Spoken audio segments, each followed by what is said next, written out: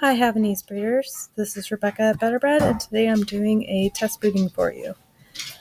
First thing I'm going to do is go up to dog search and search for Bailemos changita. Sorry if I butcher any names. I'm not an expert on how to say everything. Bailemos changita, here I'm going to push on her, and that's going to bring up her public profile. This profile can be shared with anybody in or off Better Breed. The information here is the information provided by the owner, her name, where she's from, and sire and dam. As I go below here, I get the genetic information for this particular bitch. Here are her DLA types. We encourage 2 different DLA types because, in theory, the more diverse the immune system, which is the DLA, also known as major histocompatibility complex, the more diverse that is, the healthier the dog. So UC Davis recommends 2 different DLA types. As we go on down, IR, this is the important factor for your breed. In your breed, in Havanese, you guys have done a very good job maintaining genetic diversity as compared to the village dogs, and in general, you guys have a great amount of diversity. So as a result, your inbreeding levels are what's most important. So this particular bitch has a negative 0.03 internal relatedness number, which means that she is below breed average. The breed average is 0.03, which means she's less inbred than the rest of her breed. Her outlier index, this number here, it tells you how atypical or typical a dog is for its breed. This particular bitch is 0.63, so she's much different than the rest of the breed. The breed's average is 0.36, and so has much different genetics than is typical for the breed. And sometimes we get a question about whether or not selecting for rare alleles is a good thing or not. Somebody else mentioned that, I believe, in your group. Rare alleles don't necessarily mean good or bad. It's just something that's been selected away, and it's a genetics that are disappearing in your breed. Now, we never recommend to breed unhealthy dogs. So when we talk about outliers, we're not saying breed unhealthy outliers. So sometimes, yes, rare genetics are rare for a reason, but other times they are rare just because they've been selected away from. It doesn't mean that they've selected for any kind of negative genetics. It just means that for whatever reason, they're disappearing in the breed. So we never suggest breeding for unhealthy dogs. We say breed for your temperament, your type, your health, everything as before, but we suggest now taking a look at the genetics. So for a long time, we've used COI, coefficient of inbreeding, and this is the new next step. So, all right, moving on. Average genetic relatedness. You'll hear my puppies in the background because I am a dog breeder and I have dogs. And I don't work in an office, I work from home, and I have kids, so I have some background noise. Average genetic relatedness. This is how related this particular bitch is to other dogs and bitches in the database. So her average genetic relatedness is negative 0.11, where the breed average is negative 0.01. That means she is less related than average to the other dogs in the breed, in the Better Breed database. So she is unrelated to 92.5% of the breed in the database. So I'm going to go back up here. Genetic analysis will give you a more in-depth understanding of all the values I just talked about. So if you're unfamiliar with what everything I just talked about means, this will explain it and what we want to be breeding for. Genetic relationships. This will compare this particular bitch to all other females and males in the database. This can be good for selecting away from any diseases that you've had in your lines, or it can be used to plan for future breedings. It's a bit advanced to talk about right now, but it's something to consider for the future. Suggested breeding and potential breedings. There are 2 different types of breedings you can look at. Suggested breedings are what a zoo management program would use to maintain genetic diversity, and potential breedings will include all of the males and females within the database. So I'm going to click on that.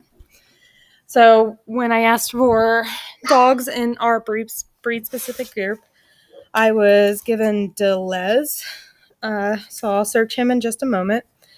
But here you can see we've got different categories. The categories are based on how related dogs are. So 1 are identical twins all the way to 10, which means unrelated. So we generally recommend category 6 to 10 breedings because when you get too far below that in 5, your internal relatedness, i.e. how inbred your puppies will start to go up. So we recommend 6 to 10. So when you go here, these are all the potential studs in the database and how they're related. The first 3 numbers are the studs numbers. So the outlier index for the stud, the average genetic relatedness for the stud, and the internal relatedness for the stud. I encourage people to even in non-bottlenecked breeds, to keep an eye on the outlier index because we want you to maintain the genetic diversity that you have retained in your breed. So your breed has done a really good job retaining your genetics, and we want to continue that trend. So we would like you to keep an eye on these numbers and try to breed for above breed average so that you continue to redistribute and maintain the genetics that you have. So here I'm going to search for. Here's the boy, Deleuze Pelutz Ragnarok. Again, sorry if I butcher it. So here are his genetics.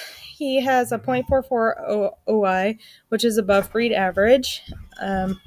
His AGR is negative 0.04, and his inbreeding is 0.12.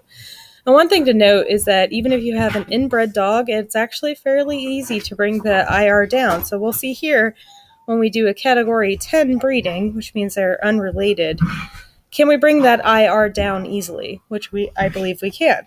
So when you're going through the database, you push this button and to make puppies. It'll take a little bit because we're making 500 puppies, meaning we're simulating 500 potential puppies and what they could potentially have in terms of their genetics.